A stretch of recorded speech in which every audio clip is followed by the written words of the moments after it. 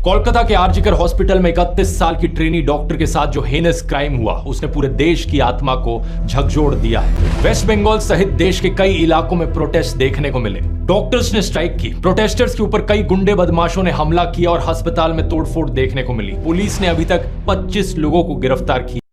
अस्सलाम वालेकुम दोस्तों, वेलकम टू माय चैनल। दोस्तों, हम इतने दिनों से जिसके लिए हम बेसब्री से इंतज़ार कर रहे थे वो आ गया है। हाँ दोस्तों, ध्रुव राठी का नया वीडियो आ गया है कलकत्ता रेप केस के बारे में और उन्होंने अपने वीडियो में फुल इन्फॉर्मेशन दिया है, फुल डिटेल्स है। और मुझे स्पेशली ध्रुव राठी जी का वीडियो बहुत ही ज़्यादा पसंद है क्योंकि वो अपने वीडियोस में फुल इन्फॉर्मेशन देते हैं। उनका फैक्ट्स जो होते हैं वो लाजवाब होते हैं। चलिए दोस्तों, वीडियो शुरू करते हैं। नमस्कार दोस्तों, कोलकाता के आरजीकर हॉस्पिटल में 31 साल की ट्रेनी डॉक्टर के साथ जो हेनस क्राइम हुआ उसने पूरे देश की आत्मा को झकझोर दिया है।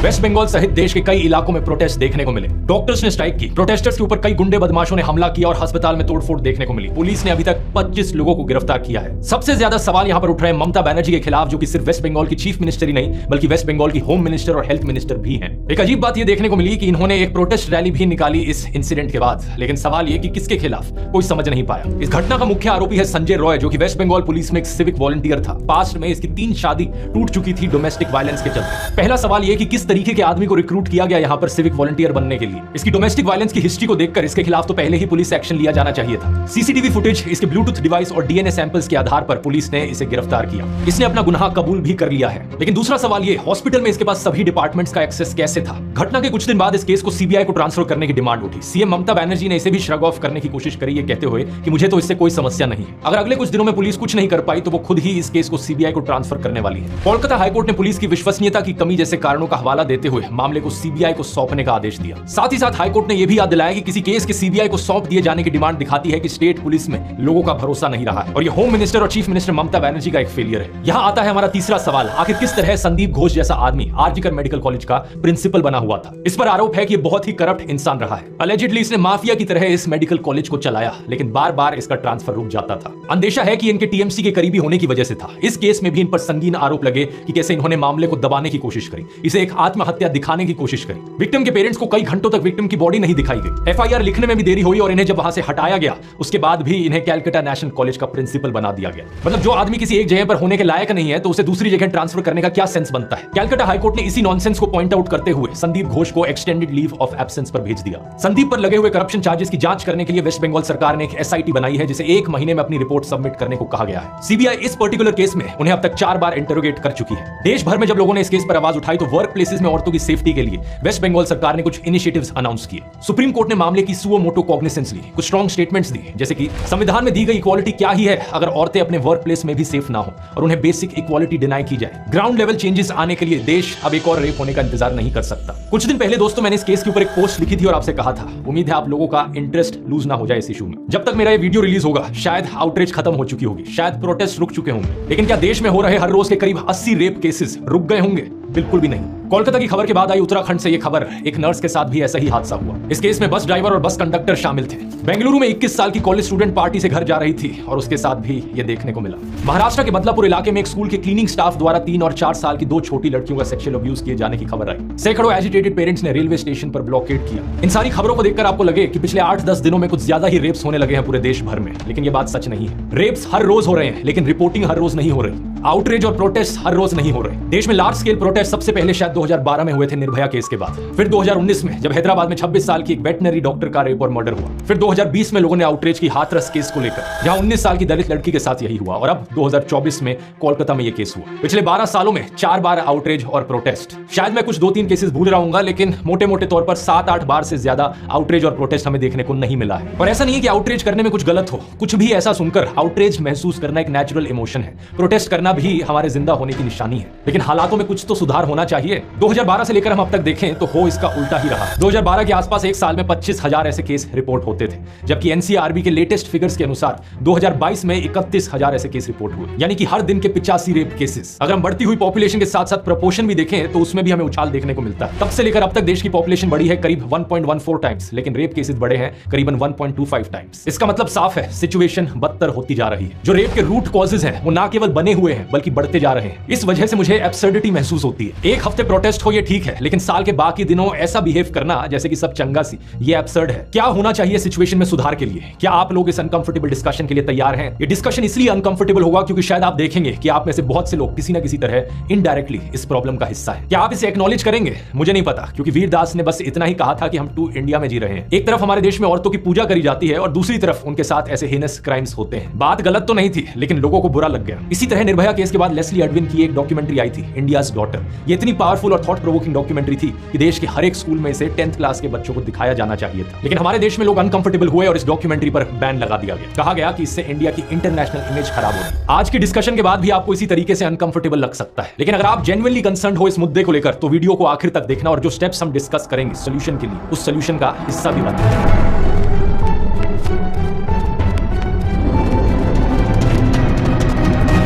इस वीडियो की शुरुआत करते हैं एक बड़े सिंपल से सवाल से, क्या रेप गलत है?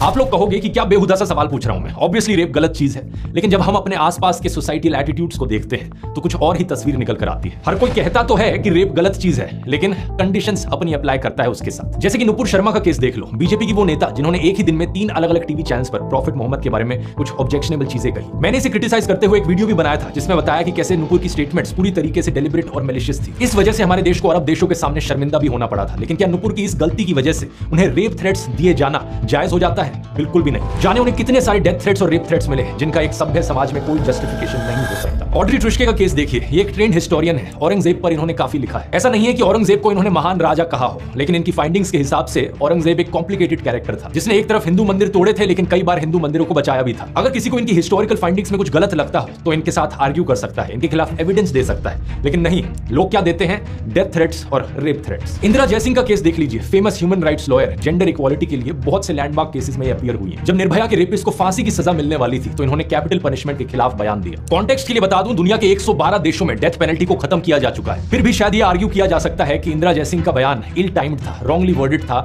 या निर्भया के पेरेंट्स से ऐसी कोई अपील करना गलत था। हम डेथ पेनल्टी पर उनके विचारों से असहमत हो सकते हैं, लेकिन कंगना रनौत ने क्या कहा? उनको रेपिस्ट सिंपैथाइजर कह डाला। इतना ही नहीं, उनको रेपिस्ट के साथ जेल में रखने की भी बात कर डाली। उस लेडी को उन लड़कों के साथ 4 दिन जेल में रखो जिनको बड़ी दया आती है, और ऐसी ही औरतों की कोख से ऐसे निकलते हैं दैशी दरिंदे। इसी पॉलिटिकल ओपिनियन या पॉलिटिकल सपोर्ट में बेवकूफ बनकर ही ऐसा होता है कि बिल्किस बानो के कन्विक्टेड रेपिस्ट को रिलीज करवा दिया जाता है। ऐसे दरिंदों को मिठाई खिलाई जाती है, संस्कारी ब्राह्मण कहा जाता है और लोग आउटरेज नहीं करते। प्रज्वल रेवन्ना जिसके बारे में 2500 से ज्यादा औरतों के यौन शोषण की रिपोर्ट आई, लेकिन बहुत से लोग चुप रहे। कन्विक्टेड रेपिस्ट गुरमीत राम रहीम को बार-बार पैरोल दी जाती है इलेक्शन से पहले। जो इसके अंधभक्त हैं वो कहते हैं हाँ, रेप करना गलत तो है और हमारे बाबा कन्विक्ट भी हुए हैं, लेकिन फिर भी हम इस बात को इग्नोर करके बाबा जिसे कहेंगे हम उसको वोट करेंगे। बृजभूषण सिंह, कुलदीप सेंगर और कठुआ केस के रेपिस्ट के फेवर में तो रैलियां निकाली जाती है, और जो बीजेपी नेता चौधरी लाल सिंह रेप अक्यूज के सपोर्ट में रैली निकाल रहा था, फिर उसे कांग्रेस में शामिल कर दिया गया और चुनाव की टिकट भी दी गई। इसलिए मैं कहता हूं, सोशल मीडिया पर कहता हर कोई है कि रेप गलत है, लेकिन जब बात रेपिस्ट को सपोर्ट करने की आती है, अपने पॉलिटिकल ओपिनियन की आती है और खुद की विचारों की आती है, तो लोग यहां पर कंडीशंस अप्लाई कर देते हैं। अरे अगर आपको किसी की बात ठीक नहीं लगती तो आप उन्हें क्रिटिसाइज कर सकते हो, अगर उन्होंने कुछ इलीगल किया है तो आप पुलिस रिपोर्ट कर सकते हो, लेकिन रेप गलत है, फुल स्टॉप। रेप थ्रेट गलत है, फुल स्टॉप। लेकिन प्रॉब्लम यह है कि लोगों की अगर मगर चलती रहती है, और बात यहां सिर्फ सोशियो पॉलिटिकल ओपिनियन तक सीमित नहीं है, बल्कि लोगों के बहुत सारे दूसरे प्रोविजंस में भी कंडीशंस अप्लाई होती है। हाथरस के केस में सुधीर चौधरी ने जी न्यूज पर कहा कि विक्टिम के अक्यूज के साथ प्रेम संबंध थे। इसको साबित करने के लिए गांव के एक शख्स के साथ इंटरव्यू भी लिया। हमारी इन्वेस्टिगेशन के अनुसार पीड़िता और मुख्य आरोपी जिसका नाम है संदीप, इनके बीच पुरानी जान पहचान थी, प्रेम संबंध था। न्यूज 18 की रिपोर्टर अनामिका 45 मिनट के शो में चिल्लाती रही कि विक्टिम के घर के एक फोन से अक्यूज के नंबर पर 104 कॉल हैं। घंटों तक इनकी बात हुई थी। हम आप तक सच पहुंचा रहे हैं। इस पे घंटों बात हुई है और 104 बार बात हुई है। हम सच को सामने लाते हैं। न्यूज 18 जहां पहुंचता है वहां सच बोलता है, सच। अर्नब गोस्वामी ने तो यह तक कह दिया कि यहाँ कोई रेप नहीं हुआ था, ये सब मनोहर कहानी है। बीजेपी नेता और हरियाणा के फॉर्मर मुख्यमंत्री मनोहर लाल खट्टर ने भी कुछ ऐसा ही कहा था कि 80 से 90% मामलों में अक्यूज्ड और विक्टिम एक दूसरे के परिचित होते हैं। उनमें झगड़ा हो जाता है तो लड़की रेप का इल्जाम लगा देती है। इसी तरह की इनसेंसिटिव स्टेटमेंट्स हमें वेस्ट बंगाल सीएम ममता बनर्जी से भी सुनने को मिली है, जैसे कि 2022 का नाडिया रेप केस, जहां एक 14 साल की बच्ची विक्टिम थी। उस पर उन्होंने कहा कि लड़की का लड़के के साथ लव अफेयर था। इस तरीके की बातों को डिबंक करने में भी ऑकवर्ड सा महसूस होता है। क्या ये चीज भी अब इनको समझानी पड़ेगी कि प्यार में होने का मतलब रेप का लाइसेंस नहीं होता? बात बड़ी सिंपल है। रेप यानी जबरदस्ती, रेप यानी किसी की फ्रीडम का वायलेशन। कोई कितना भी एक दूसरे के साथ प्यार में क्यों ना हो, दोनों पार्टनर्स का कंसेंट यहां पर जरूरी होता है। कंसेंट मतलब सहमति, लड़की की सहमति होनी जरूरी है। और दूसरी बात ये कि ये कंसेंट रिवर्सेबल होता है, यानी कि लड़का या लड़की जब चाहे अपना कंसेंट वापस ले सकते हैं। अपना कंसेंट विड्रॉ करने का हर किसी को अधिकार है हर समय। तीसरी चीज, जिस केस की ममता बनर्जी ने बात की, वो तो विक्टिम एक माइनर थी। और माइनर के केसेस में तो कंसेंट को कंसेंट भी नहीं माना जाता। पहले ये उम्र 16 साल होती थी, लेकिन 2012 के पॉक्सो एक्ट के अंतर्गत इस उम्र को 18 साल कर दिया गया। अब पहला हो गया यहाँ पर लोगों का सोशियो पॉलिटिकल ओपिनियन, दूसरा हो गया लव अफेयर, किसी के साथ प्यार में होना, तीसरी इफ एंड बट कंडीशन आती है लोगों की कि लड़की इतनी रात को बाहर क्या कर रही थी। गोवा के 2 माइनर्स के साथ रेप हुआ तो बीजेपी नेता और गोवा के चीफ मिनिस्टर प्रमोद सावंत ने कहा कि लड़कियां रात को बाहर क्यों थी। झारखंड में एक आदिवासी लड़की के साथ रेप और मर्डर हुआ तो झारखंड मुक्ति मोर्चा के एक एमएलए ने भी ऐसा ही कहा। विक्टिम्स के मां बाप पर दोष डालते हुए कहा कि वो अपनी बेटियों को शाम के बाद घर से बाहर क्यों निकलने देते। दिलचस्प बात पता है क्या है, निर्भया के एक रेपिस्ट मुकेश सिंह की भी ऐसी ही सोच थी। उसने कहा था कि अगर लड़की रात को घर से बाहर निकलती है, गलत कपड़े पहनती है, तो रेप के लिए वो जिम्मेदार है। हर कोई शरीफ लड़की होती है, रात को 9 बजे मतलब नहीं घूमती है, लड़के भी उससे ज्यादा जिम्मेदार है रेप के लिए, ये लड़के हैं उससे ज्यादा। एक बार फिर से ये बहानेबाजी बिल्कुल नॉनसेंस है। लड़कियों के रात में बाहर होने से रेप नहीं होते, रेपिस्ट के रात में बाहर होने से रेप होते हैं। अगर किसी को लगता है कि उनके लड़के ऐसे पोटेंशियल रेपिस्ट हैं तो वो अपने लड़कों को रात में घर के अंदर बंद करके रखें। दूसरी बात कि साल दर साल एनसीआरबी की रिपोर्ट में देखा गया है कि 90% से ज्यादा केसेस में अक्यूज्ड विक्टिम की जान पहचान का होता है। 2015 की रिपोर्ट में 95% अक्यूज्ड परिचित थे, 2017 में 93% और 2021 में 96.8%। इसमें पड़ोस के लोग, दोस्त, को-वर्कर्स, इमीडिएट फैमिली मेंबर्स और रिलेटिव्स शामिल होते हैं। नवंबर 2020 में दिल्ली पुलिस ने एक पार्लियामेंट्री पैनल को एक रिपोर्ट सौंपी और उसमें भी कुछ सिमिलर ही देखा गया। दिल्ली में हुए केसेस में भी 98% केसेस ऐसे थे जहां अक्यूज्ड जान पहचान का आदमी था। 57% केसेस में फैमिली मेंबर, रिलेटिव या फैमिली फ्रेंड ही था। यह चीज दूसरे देशों में भी देखने को मिलती है। अमेरिका में भी पाया गया है कि 80% केसेस में अक्यूज्ड कोई जान पहचान का ही होता है। तो ज्यादातर केसेस में जब जान पहचान के लोग ही ये काम कर रहे हैं तो रात को घर से बाहर निकलने वाली बात आ ही कैसे जाती है। चौथी कंडीशन आती है लूज कैरेक्टर की। कहा जाता है कि सेक्सुअल हैरेसमेंट गलत तो है, लेकिन ये लड़की का लूज कैरेक्टर था। कर पीना, किसी के साथ भी चले जाना, ये ऐसी लड़कियां करती हैं, अच्छे घराने की लड़कियां नहीं। ऐसी लड़कियों के साथ ना ऐसा ही आराम से साथ चल दे और बैठ के पिए। कोई भी लड़का समझेगा ना कि लड़कियां तैयार हैं, वरना क्यों आएंगी, क्यों पिएंगी? रेप के खिलाफ हो रहे प्रोटेस्ट में भी हमें अक्सर सुनने को मिलता है कि औरतें तो देवी का रूप होती हैं, वो किसी की बेटी, किसी की बहन, किसी की माँ होती हैं। लेकिन प्रॉब्लम ये भी है, लोग एक तरफ या तो औरतों को पूरा भगवान की तरह देखते हैं या फिर दूसरी तरफ उन्हें बिल्कुल ऑब्जेक्ट्स की तरह देखते हैं। अरे उन्हें इंसान की तरह भी तो देख लो। हर एक औरत एक इंसान होती है, आदमी की तरह। अब ये औरत चाहे एक लोकल स्टेज डांसर हो या फिर एक तवायफ ही क्यों ना हो, हर एक इंसान की तरह उन्हें भी संविधान ने आजादी का बराबर हक दिया है। लेकिन अक्षय कुमार की फिल्म में कैसे डायलॉग्स हमें सुनने को मिलते हैं, तवायफ की लुटती हुई इज्जत को बचाना और 30 मार खान को कैद करना, दोनों बेकार है। तवायफ की लुटती इज्जत को बचाना और 30 मार खान को कैद करना, दोनों बेकार है, दोनों बेकार है। सवाल कराएंगे। कुछ रेपिस्ट मेंटालिटी के लोगों की ऐसी सोच होती है कि अगर लड़की स्टेज पर डांस कर रही है तो उसके साथ छेड़छाड़ की जा सकती है। ऐसे लोग उस औरत को चरित्रहीन कहते हैं, लेकिन असलियत में इस विचारधारा के लोगों से ज्यादा चरित्रहीन कोई हो नहीं सकता। एक शानदार फिल्म आई थी इस पर एक बारी, अनारकली ऑफ आरा, जिसमें स्वरा भास्कर ने ऐसी ही एक लोकल स्टेज डांसर का रोल किया था। एक नेता उस पर असॉल्ट करता है तो वो उसके खिलाफ लड़ती है। फिल्म में यही दिखाया गया है कि हर एक औरत को अपने शरीर पर अधिकार है। पिंक भी ऐसी ही एक सेंसिटिव फिल्म है जिसमें दिखाया गया है कि किसी लड़की के शराब पी लेने का मतलब ये नहीं होता कि उसके साथ मिसबिहेव किया जा सके। ये रेपिस्ट मेंटालिटी वाले लोगों का एक और एक्सक्यूज होता है कि लड़की ने तो शराब पी हुई थी। ये बात सही है कि शराब पीना सेहत के लिए हानिकारक होता है, लेकिन शराब पीने से किसी का कैरेक्टर जज नहीं किया जा सकता और इसे सेक्सुअल असॉल्ट का बहाना तो बिल्कुल नहीं बनाया जा सकता। यहां भी कंसेंट यानी सहमति जरूरी है। इनफैक्ट बीएनएस सेक्शन 63 तो ये भी कहता है कि औरत की कंसेंट इंटॉक्सिकेशन की वजह से थी तो रेप का चार्ज भी बन सकता है। छठी कंडीशन जो कि सबसे कॉमन विक्टिम ब्लेमिंग है कि रेप गलत तो है लेकिन लड़की ने छोटे कपड़े पहन रखे थे। ये एक बार फिर से बिल्कुल ही बकवास आर्ग्यूमेंट है। अगर छोटे कपड़े की वजह से रेप होता है तो छोटी बच्चियों का रेप क्यों होता है? बूढ़ी औरतों का रेप क्यों होता है? मेंटली इल बच्चों के साथ रेप क्यों होता है? साड़ी और बुर्का पहनी हुई औरतों का रेप क्यों होता है? गांव में रेप क्यों होता है? राजस्थान और उत्तर प्रदेश में तो लड़कियों के छोटे कपड़े पहनना बहुत ही रेयर बात है, तो वहां पर सबसे ज्यादा रेप क्यों देखने को मिलते हैं? इतना बकवास आर्ग्यूमेंट, लेकिन फिर भी पता नहीं क्यों बहुत से लोगों के मन में, समाज में यही आर्ग्यूमेंट बना रहता है, अटक गया है उनके मन में कि लड़की ने छोटे कपड़े पहने थे, यही कारण होगा।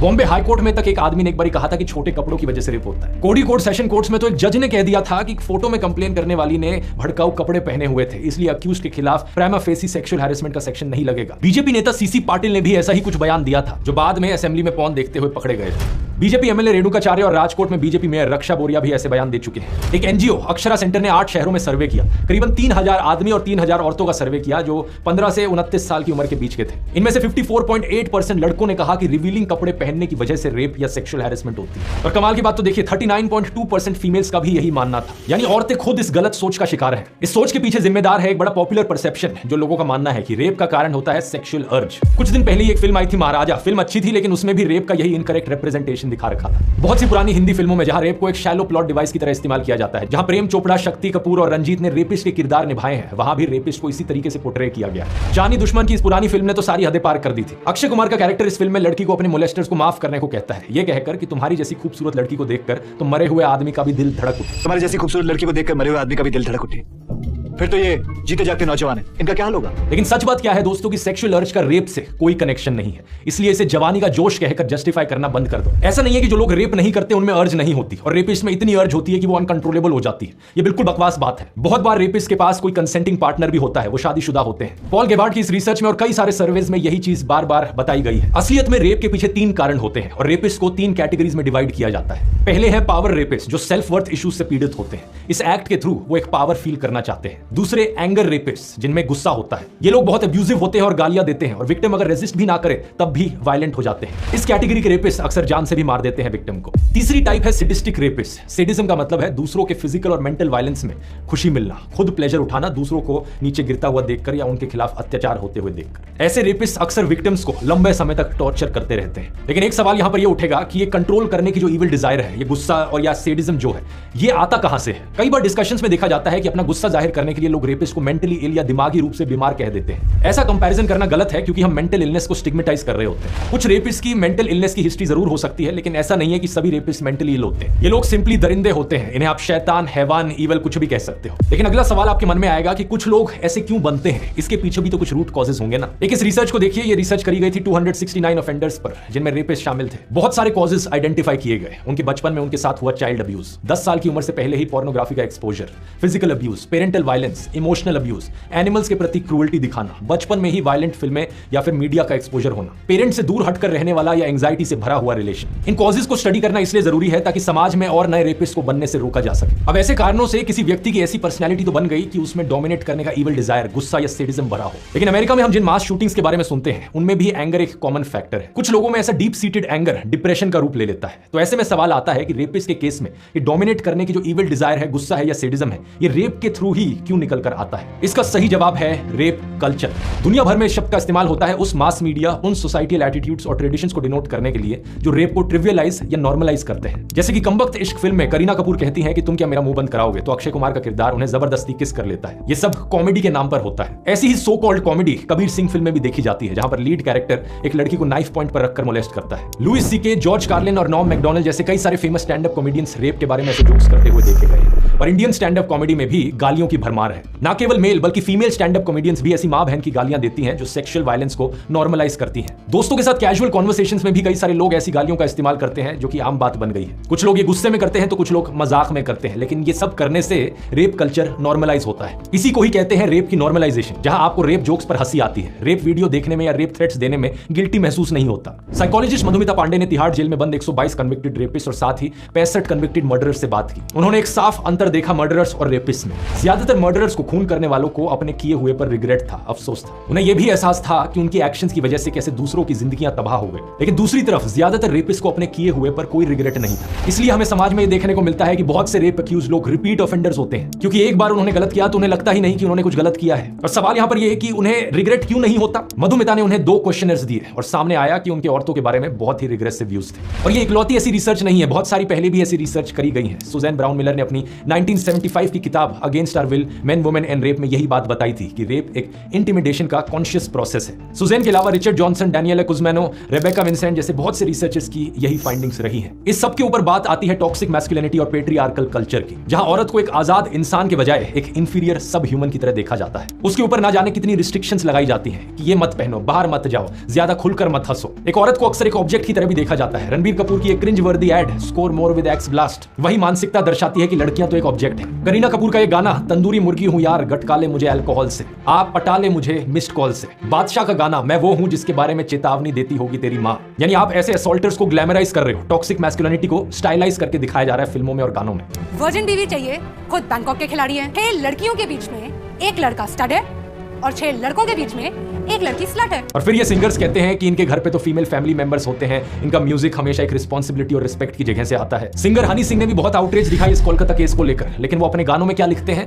ब्राउन गर्ल्स से मेरा मन भरता नहीं, मैं शेर हूं घास चरता नहीं। जब तक औरतों की ऐसी ऑब्जेक्टिफिकेशन होगी, ये रेप कल्चर बना रहेगा, तब तक ये प्रॉब्लम सॉल्व नहीं हो सकती। और सोल्यूशंस की बात करें तो यहाँ 3 तरीके की समस्याएं हैं। पहला वो हालात जो किसी की व्यक्तित्व को डैमेज कर सकते हैं। दूसरा वो सोसाइटल एटीट्यूड जिसकी वजह से ऐसे लोग अपनी डोमिनेट करने की अर्ज, अपना गुस्सा या सैडिज्म एक औरत पर निकालते हैं। और तीसरा ये मटेरियल कंडीशंस जिनकी गड़बड़ी के चलते ऐसा हो पाता है। हमें इस प्रॉब्लम को समाज से खत्म करने के लिए इन तीनों फ्रंट्स पर काम करना होगा और हर किसी को इसमें भाग लेना होगा। पहला जो रूट कॉजेज है उन्हें हटाया जाए ताकि ट्विस्टेड पर्सनैलिटी प्रिवेंट की जा सके। सरकार को यहाँ पर अलग अलग डिपार्टमेंट्स में वुमेन एम्पावरमेंट को स्पीड अप करना होगा। लोगों को एजुकेट किया जाए, एजुकेशन को नंबर 1 प्रायोरिटी बनाया जाए, लोगों के रोजगार की स्थिति में सुधार आए। स्कूलों में सेक्स एजुकेशन दी जानी चाहिए, बच्चों को गुड टच बैड टच के बारे में बताया जाना चाहिए। सभी सरकारों को कानूनी प्रक्रिया में सुधार करने की जरूरत है। दूसरा, सोसाइटल एटीट्यूड्स की बात करें तो ये काम सिर्फ सरकार का नहीं है बल्कि हम सब लोगों का है। पहली बात, हमें समाज से मां बहन की गालियां खत्म करनी होंगी। आज से संकल्प लें दोस्तों कि इन गालियों का आप आज के बाद से कभी इस्तेमाल नहीं करोगे, ना डेली लाइफ में ना सोशल मीडिया पर। चाहे कोई भी इंसान से आप कितना ही क्यों ना डिसएग्री करते हो, आप किसी इंसान से कितनी ही नफरत क्यों ना करते हो, रेप थ्रेट्स नहीं दिए जाने चाहिए, रेप जोक्स पर हंसना नहीं चाहिए। और इसके बाद समाज में हमें जहां भी सेक्सिस्ट एटीट्यूड देखने को मिले, चाहे वो कोई ऐड हो, कोई फिल्म हो, कोई गाना हो, कोई यूट्यूब वीडियो हो, किसी का कमेंट हो, किसी का स्टैंड अप एक्ट हो, उसे कॉल आउट किया जाना चाहिए, उसके खिलाफ आवाज उठाई जानी चाहिए। लॉ एंड ऑर्डर को मजबूत बनाने के लिए हमें पुलिस में सारी वैकेंसीज फिल करने की जरूरत है। पुलिस को और इंडिपेंडेंट बनाने की जरूरत है स्टेट गवर्नमेंट से, ताकि किसी भी ऐसे मामले में पॉलिटिक्स कभी भी जस्टिस के बीच में इंटरफेरेंस ना करे। उम्मीद है आपने इस वीडियो से कुछ नया सीखा होगा। इस वीडियो को अपने फ्रेंड्स और फैमिलीज के साथ शेयर कीजिए ताकि सभी लोगों में इस चीज को लेकर अवेयरनेस बढ़ाई जा सके, ताकि सभी लोग साथ में मिलकर इन सॉल्यूशंस पर काम कर सकें। दोस्तों अगर वीडियो अच्छी लगी तो लाइक करना, सब्सक्राइब करना, बेस्ट पार्ट कमेंट करना। अल्लाह हाफिज।